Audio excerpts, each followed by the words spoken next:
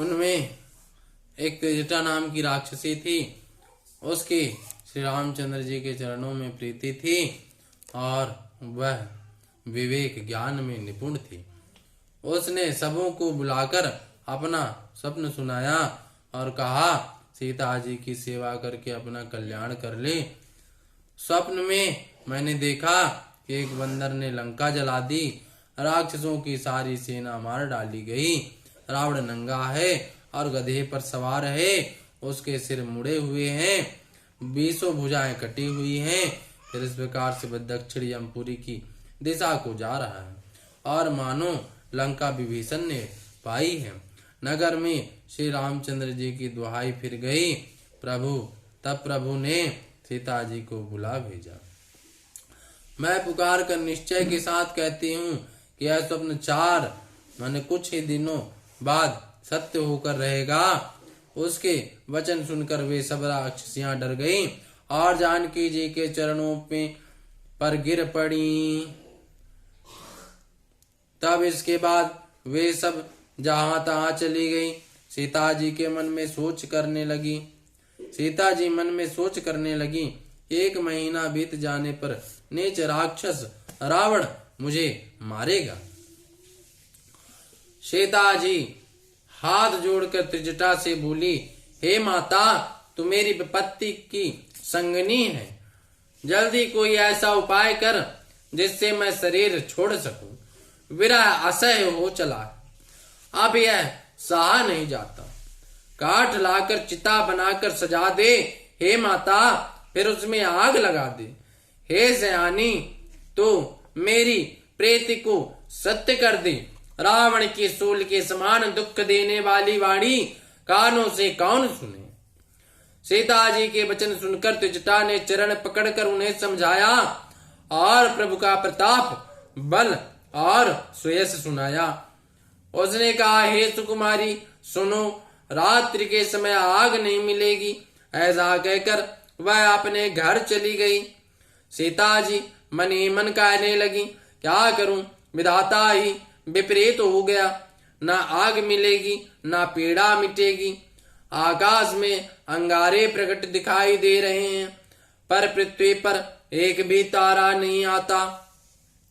चंद्रमा अग्निमय है, किंतु वह भी मानो मुझे हतभाग्नि जानकर आग नहीं बरसाता। हे अशोक वृक्ष, मेरी विनती सुन, मेरा शोक हर ले और अपना अशोक नाम सत्य कर। तेरे नए नए कोमल पत्ते अग्नि के समान हैं, अग्नि दे, विरह रोग का अंत मत कर। अर्थात विरह रोग को बढ़ाकर सीमा तक ना पहुंचा। सीता जी को विरह से परम व्याकुल देखकर वह क्षण हनुमान जी को कल्प के समान बीता। तब हनुमान जी ने हृदय में विचार कर सीता जी के सामने अंगूठी डाल दी, मानो अशोक ने अंगारा दे दिया। यह समझकर सीता जी ने हर्षित होकर उठकर उसे हाथ में ले लिया। तब उन्होंने राम नाम से अंकित अत्यंत सुंदर एवं मनोहर अंगूठी देखी। अंगूठी को पहचान कर सीता जी आश्चर्यचकित होकर उसे देखने लगी और हर्ष और विषाद से हृदय में आकुला उठी। वे सोचने लगी, श्री रघुनाथ जी तो सर्वथा अजय हैं, उन्हें कौन जीत सकता है। और माया से ऐसी माया के उपादान से सर्वथा रहित दिव्य चिन्मय अंगूठी बनाई नहीं जा सकती। सीता जी के मन में अनेक प्रकार के विचार कर रही थी। ऐसे समय हनुमान जी मधुर वचन बोले। वे श्री रामचंद्र जी के गुणों का वर्णन करने लगे, जिनके सुनते ही सीता जी का दुख भाग गया। वे कान और मन लगाकर उन्हें सुनने लगी। हनुमान जी ने आज से लेकर सारी कथा कह सुनाई। सीता जी बोली, जिसने कानों के लिए अमृत रूप यह सुंदर कथा कही, वह हे भाई प्रकट क्यों नहीं होता। तब हनुमान जी पास चले गए। उन्हें देखकर सीता जी मुख फेर कर बैठ गई। उनके मन में आश्चर्य हुआ। हनुमान जी ने कहा, हे माता जानकी, मैं श्री राम जी का दूत हूं। करुणा निधान की सच्ची शपथ कहता हूं, हे माता, यह अंगूठी मैं ही लाया हूं। श्री राम जी ने मुझे आपके लिए यह सईदानी निशानी या पहचान दी है। सीता जी ने पूछा, नर और वानर का संग काव कैसे हुआ। तब हनुमान जी ने जैसे संग हुआ था वह सब कथा कही। हनुमान जी के प्रेम युक्त वचन सुनकर सीता जी के मन में विश्वास उत्पन्न हो गया। उन्होंने जान लिया कि यह मन वचन और कर्म से कृपा सागर से रघुनाथ जी का दास है। भगवान का जन सेवक जानकर अत्यंत गाढ़ी प्रीति हो गई। नेत्रों में प्रेमाश्रुओं का जल भर आया और शरीर अत्यंत पुलकित हो गया। सीता जी ने कहा, हे तात हनुमान, विरह सागर में डूबती हुई मुझको तुम जहाज हुए। मैं बलिहारी जाती हूँ। अब छोटे भाई लक्ष्मण जी सहित खल के शत्रु सुखधाम प्रभु का कुशल मंगल कहो। श्री रघुनाथ जी तो कोमल हृदय और कृपालु हैं। फिर हे हनुमान, उन्होंने किस कारण यह निष्ठुरता धारण कर ली है। सेवक को सुख देना उनकी स्वाभाविक बान है। वे श्री रघुनाथ जी क्या कभी मेरी भी याद करते हैं। हे तात, क्या कभी उनके कोमल सांवले अंगों को देखकर मेरे नेत्र शीतल होंगे। मुंह से वचन नहीं निकलता। नेत्रों में विरह के आंसुओं का जल भर आया। बड़े दुख से वे बोली, हा नाथ, आपने मुझे बिल्कुल ही भुला दिया। सीता जी को विरह से परम व्याकुल देखकर हनुमान जी कोमल और विनीत वचन बोले, हे माता, सुंदर कृपा के धाम प्रभु भाई लक्ष्मण जी के सहित शरीर से कुशल हैं, परंतु आपके दुख से दुखी हैं। हे माता, मन में ग्लानि न मानिए, मन छोटा करके दुख न कीजिए। श्री रामचंद्र जी के हृदय में आपसे दूना प्रेम है। हे माता, अब धीरज धरकर श्री रघुनाथ जी का संदेश सुनिए। ऐसा कहकर हनुमान जी प्रेम से गदगद हो गए।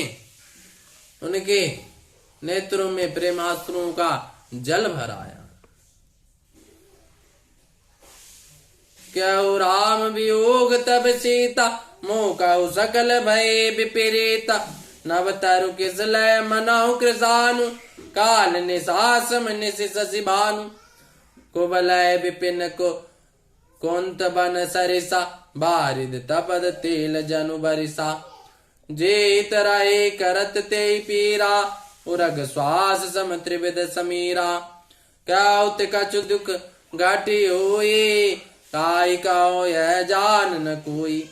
तत्व प्रेम कर्म मारु तोरा, जानत प्रियाए कुमन मोरा।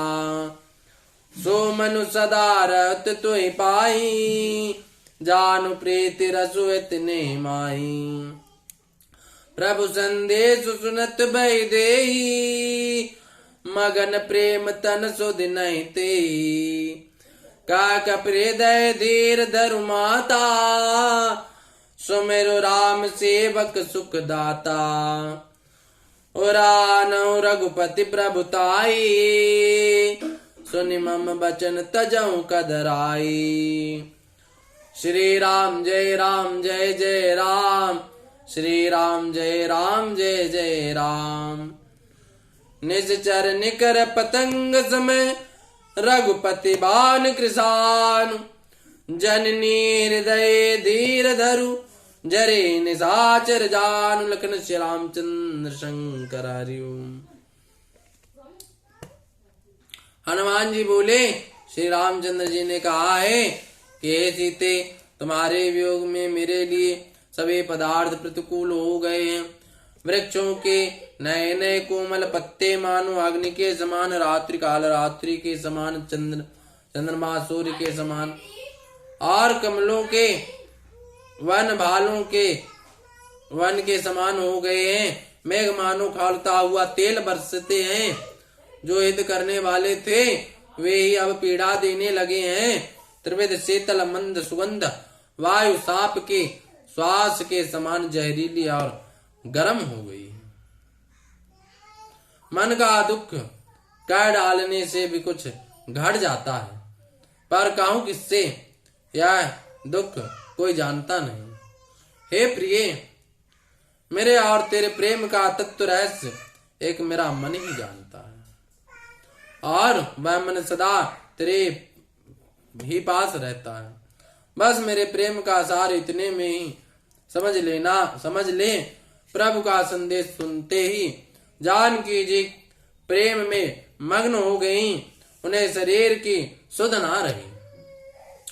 हनुमान जी ने कहा, हे माता, हृदय में धैर्य धारण करो और सेवकों को सुख देने वाले श्री राम जी का स्मरण करो। श्री रघुनाथ जी की प्रभुता को हृदय में लाओ और मेरे वचन सुनकर कायरता छोड़ दो। राक्षसों के समूह पतंगों के समान और श्री रघुनाथ जी के बाण अग्नि के समान है। हे माता, हृदय में धैर्य धारण करो और राक्षसों को जला ही समझो।